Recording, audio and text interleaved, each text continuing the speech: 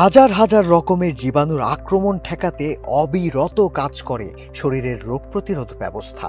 অনেক জীবাণু আবার শরীরের নিজের কোষের ছদ্মবেশ নিয়েই নিজেকে আড়াল করে রাখতে পারে, কিন্তু এর মধ্যেও ঠিকই ক্ষতিকর জীবাণুকে চিনে নেয় আমাদের শরীর আর সেগুলোকে ধরে ধরে ধ্বংস করে।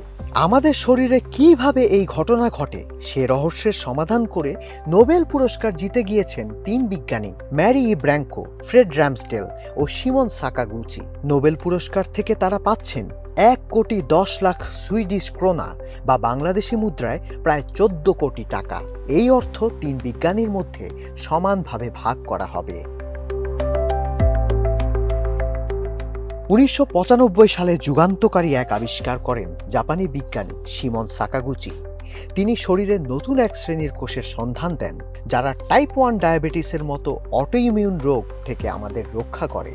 2001 সালে মেরি ব্র্যাঙ্কো ও ফ্রেড র্যামসডেলের পরীক্ষায় প্রমাণিত হয় যে শরীরের FOSP3 জিনে ত্রুটি থাকলে গুরুতর অটোইমিউন রোগ IPEX দেখা দেয়, যার ফলে মানবদেহের রোগ প্রতিরোধ ব্যবস্থা মানুষের নিজের কোষকেই ধ্বংস করে দিতে থাকে। এক্সট্রিম মশার কয়েল প্ল্যান্ট ফাইবার দিয়ে তৈরি, ডেঙ্গু, চিকুনগুনিয়া বাহি সহ যে কোনো মশার বিরুদ্ধে দেয় এক্সট্রিম সুরক্ষা। 2003 সালে সাকাগুচি তার এবং এই দুই বিজ্ঞানীর আবিষ্কারকে যুক্ত করেন।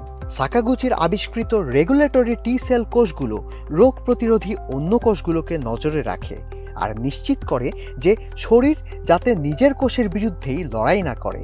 এই তিন বিজ্ঞানীর আবিষ্কার পেরিফেরাল টলারেন্সের ওপর ভিত্তি করে অটোইমিউন রোগ ও ক্যান্সারের নতুন চিকিৎসা পদ্ধতির বিকাশ ঘটেছে। পাশাপাশি এই গবেষণার ফলে ভবিষ্যতে অঙ্গ প্রতিস্থাপন আরও সহজ হতে পারে।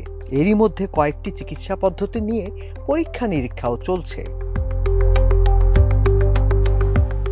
ম্যারি ব্র্যাঙ্কো যুক্তরাষ্ট্রের সিয়াটলের ইনস্টিটিউট ফর সিস্টেমস বায়োলজির senior program manager. Fred Ramsdell আছেন স্যান ফ্রান্সিসকো ভিত্তিক সোনোমা বায়োথেরাপিউটিক্সের বৈজ্ঞানিক উপদেষ্টার দায়িত্বে। আর সিমন সাকাগুচি জাপানের ওসাকা বিশ্ববিদ্যালয়ের ইমিউনোলজি ফ্রন্টিয়ার রিসার্চ সেন্টারের অধ্যাপক।